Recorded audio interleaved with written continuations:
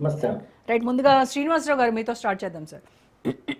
ఎన్నికల సమయంలో మీరు ఇచ్చినటువంటి 6 గ్యారంటీలు, హామీలు ఇవన్నీ కూడా 100 రోజుల్లోనే మీరు అమలు చేసి తీరుతామని చెప్పేసి బాండ్లు కూడా రాసిస్తే పాపం తెలంగాణ ప్రజలు నిజమే అనుకొని నమ్మి మీరు వస్తే ఏదో వాళ్ళ జీవితాల్లో వెలుగులు వస్తాయని చెప్పి మీ అందరికీ ఓట్లేసి మీకు అధికారం కట్టబెట్టారు. కానీ మరి పాలకులకు నిజంగా మతిమరుపు వచ్చిందా?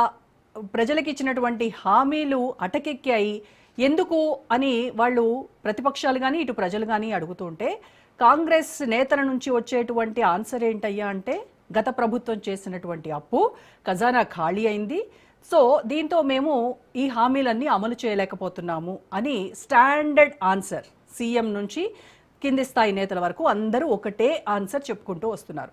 మరి మీరందరూ తెలంగాణ రాష్ట్రానికి సంబంధించినటువంటి నేతలే కదా, మరి మీరు ఎన్నికలప్పుడు హామీ ఇచ్చేటప్పుడు ఈ రాష్ట్ర ఆర్థిక పరిస్థితి, మన ఖజానా పరిస్థితి తెలియకుండానే ఈ హామీల వర్షం గుప్పించారా?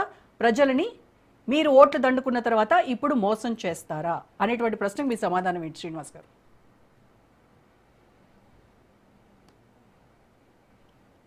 మ్యూట్లో ఉన్నారు సార్. నమస్తే అండి. మీకు మాతో పాటు ప్యానెల్లో ఉన్న పెద్దలకు, అదేవిధంగా రాజ్ టీవీ వీక్షకులకు అందరూ కూడా శుభ సాయంత్రం. మీరు 6 గ్యారంటీల మీద యూటర్న్ తీసుకుంటారని మీరు పెట్టినటువంటి చర్చలో ఇట్లా వాస్తవం లేదు. 6 గ్యారంటీ అమల్లో ఇప్పటివరకు మీరు చెప్పినటువంటి ఇంట్రడక్షన్లో టోటల్గా మీరు చెప్పినారు, మీ వ్యూ చెప్పినారు. అయితే ప్రభుత్వ పరంగా కూడా మీరు కొద్దిగా దీన్ని చూడాలి. 22,000 కోట్ల రూపాయల రుణమాఫీ చేయడం జరిగింది. రుణమాఫీలో భాగంగా ఉచిత బస్సు నడుస్తోంది. గృహజ్యోతి ఏదైతే 200 యూనిట్ లోపడుకున్నటువంటి వాళ్లకు ఉచిత విద్యుత్ అందుతుంది.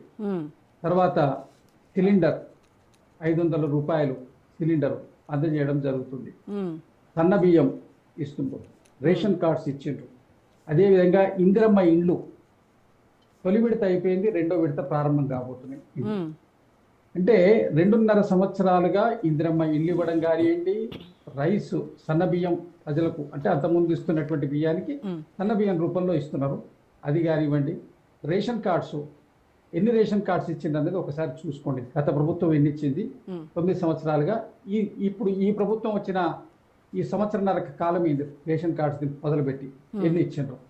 ఇప్పుడు 15th ఆగస్ట్ నుంచి ఆసరా పెన్షన్స్ ఇవ్వతున్నారు ముందు. అంటే అమలు పరచడంలో జాప్యం జరిగినటువంటి మాట వాస్తవం. కానీ ఏది కూడా మాట తప్పకుండా ముందుకు పోయే ప్రయత్నంలో కూడా కాంగ్రెస్ నేతృత్వంలోని రేవంత్ రెడ్డి గారి ప్రభుత్వం ముందు చూపుతోటి ఉన్నది, దాంట్లో ఎలాంటి అనుమానం లేదు. అయితే 22,000 కోట్ల రూపాయల రుణమాఫీలో దానికి కొన్ని ఏదైతే మనం విధి విధానాలు ఏర్పరచుకున్నామో దాంట్లో భాగంగా 22,000 కోట్ల రూపాయల వరకు ఇవ్వడం జరిగింది. పూర్తి స్థాయిలో ఇవ్వాలని కాలేదు. 2 lakhs అబవ్ ఉన్నటువంటి వాళ్ళు, పే చేసినటువంటి వాళ్లకు కొంతమందికి ఇంకా వరకు రాలేదు. దాని మీద కూడా ఆలోచన ఉన్నది. కాకపోతే ఉన్నటువంటి బడ్జెట్ గురించి అంటే మేము మాట్లాడితే గత ప్రభుత్వం చేసిన అప్పులు అని అంటారు కదా, గత ప్రభుత్వం అప్పులు ఒకటే కాదండి, మిగిల్చిపోయిన బిల్లులు కూడా ఉన్నాయి. 3 సంవత్సరాలు ఫీజు రియంబర్స్మెంట్ ఇవ్వలేదు, వాళ్ళు పెండింగ్ పెట్టిపోయారు 3 years. ఆ 3 years తర్వాత వాళ్ళు అనేకమైనటువంటి బిల్లులు, గ్రామ పంచాయతీకి సంబంధించిన పంచాయతీరాజ్ మన గ్రామ పంచాయతీలకు సంబంధించిన బిల్లులతోటి మొదలు పెడితే అన్ని బిల్లులు 1,00,000 కోట్ల పైచిలుక బిల్లులు పెండింగ్ పెట్టిపోయారు. ఆ బిల్లులు పే చేసుకుంటూ గత ప్రభుత్వం చేసినటువంటి అప్పులకు మిత్తిలు కట్టి ఇంట్రెస్ట్ కట్టుకుంటూ కొత్తగా చేయాల్సినటువంటి ప్రాజెక్టులో చేయాల్సినటువంటి పనులకు వాటికి సమకూర్చుకుంటూ ఇచ్చినటువంటి 6 గ్యారంటీల అమలు పరచడం లోపల పూర్తి స్థాయిలో అమలు పరచడానికి ప్రయత్నం జరుగుతుంది. దాంట్లో కొన్ని అమలు జరిగినాయి, మిగిలిన అమలు జరగాల్సి ఉన్నాయి.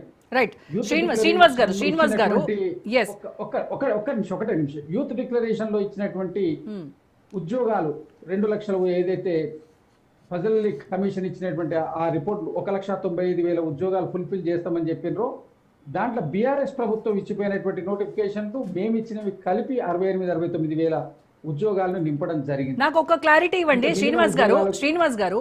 ఈ యూత్ డిక్లరేషన్కి వచ్చేసరికి 2 లక్షల ఉద్యోగాలు సంవత్సరానిక 5 ఏళ్లక మీరు చెప్పింది? సంవత్సరానికి 2 లక్షలని ఎక్కడ చెప్పలేదండి. అప్పటి వరకు నోటిఫైడ్ అయినటువంటి ఉద్యోగాలు ఖాళీ సంఖ్య 1,94,095 ఉన్నాయి. అసెంబ్లీలో జరిగినటువంటి చర్చలో బీఆర్ఎస్ ప్రభుత్వం ఉన్నప్పుడు, కేసీఆర్ గారు ముఖ్యమంత్రి ఉన్నప్పుడు జరిగిన దాంట్లో మళ్ళా అప్పటి నుంచి ఇప్పటి వరకు ఏర్పడ్డ ఖాళీలు ఉంటాయి కదా, అవి కల్పిస్తామని కలిపి 2 లక్షలని ఎన్నికల ముందు చెప్పారు. ఎన్నికలు అయిన తర్వాత అవి ఫుల్ఫిల్ సంవత్సరానికి 10 లక్షల ఉద్యోగాలు, గవర్నమెంట్ ఉద్యోగాలు వస్తాయండి. 5 సంవత్సరాల 10 లక్షల ఉద్యోగాలు వస్తాయా? రావు కదా. ఏవైతే అప్పటి వరకు మిగిలి ఉన్నాయి 9 సంవత్సరాల నుంచి రిక్రూట్మెంట్ లో మిగిలిపోయి ఉన్నాయి, అవి రిక్రూట్మెంట్ చేయలేదు కాబట్టి వాటిని రిక్రూట్ చేస్తామని చెప్పారు. ఇప్పుడు మొన్ననే పోలీసులకు సంబంధించి కూడా 7,000 ఉద్యోగాలు వేశారు. 19,000 ఖాళీలు ఉంటే 7,000 వేశారు. మొత్తం వేయడానికి కొన్ని సాంకేతిక పరమైనటువంటి సమస్యలు ఉన్నాయి. మీరు అధికారంలోకి వచ్చిన తర్వాత మీరు నియామక పత్రాలు ఇచ్చింది, అంటే ఉద్యోగాలు ఇచ్చింది 70,000 అని చెప్తా ఉన్నారు కదా కాంగ్రెస్ నాయకులు. ఇందులో 68,000, 69,000 ఇందాక సీఎంఏ చెప్పారులేండి 70,000 అని చెప్పారు. మేము నోటిఫికేషన్ చేసి ఇచ్చినవని చెప్పండి. ఓకే, మరి మీరు ఇచ్చినవి ఎన్ని అని అంటే కండక్ట్ చేయడం, పోస్ట్ పోన్ చేయడం అవన్నీ జరిగే తతంగమైన తర్వాత కాంగ్రెస్ ప్రభుత్వం వచ్చిన తర్వాత ఉద్యోగ నియామక పత్రాలు ఇవ్వడం, డిఐసి కొత్తగా పెట్టడం, ఆ తర్వాత ఇంకా వేరేటువంటి ఫిలప్స్ అనేటివి అయినాయి. మరి గత ప్రభుత్వం ఇచ్చినటువంటి నోటిఫికేషన్లను మీరు నియామక పత్రాలు ఇచ్చి అవి మీరే ఇచ్చినట్టుగా మీ ఖాతాలో వేసుకుంటే ఎట్లాగా? అది బీఆర్ఎస్ హయాంలో ఇచ్చినటువంటి నోటిఫికేషన్లు కదా, అక్కడ రాసినటువంటి ఎగ్జామ్స్ కదా. వాళ్ళు నియామక పత్రాలు ఇచ్చిపోతే మేము అడ్డం పడలేదు కదండి. అక్కడ వాళ్ళు నియామక పత్రాలు వాళ్ళు ఇచ్చే ఉద్దేశం లేక ఆపుకుంటూ వచ్చిండ్రు, దాన్ని పూర్తి చేసినాం. మళ్ళీ వాళ్ళకి నియామక పత్రాలు ఇచ్చేది కాదు.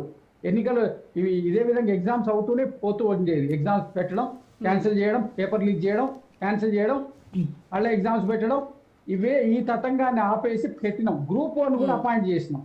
గ్రూప్ 1 అపాయింట్ చేసినా 9 సంవత్సరాలు ఎప్పుడన్నా వాళ్ళు అన్నిట్లలో క్లారిటీ ఉన్నది. ఇంత 2 సంవత్సరాల్లో పూర్తిగా, ఈ 2.5 సంవత్సరాల్లో పూర్తిగా రాలేదని వారు వచ్చిన మొదటిసారి ప్రభుత్వం టీఆర్ఎస్ గా ఉండి ఏర్పడినప్పుడు జానారెడ్డి గారు ప్రతిపక్ష నాయకుడిగా ఉంటే కొత్తగా వచ్చిన రాష్ట్రం నిర్మాణాత్మక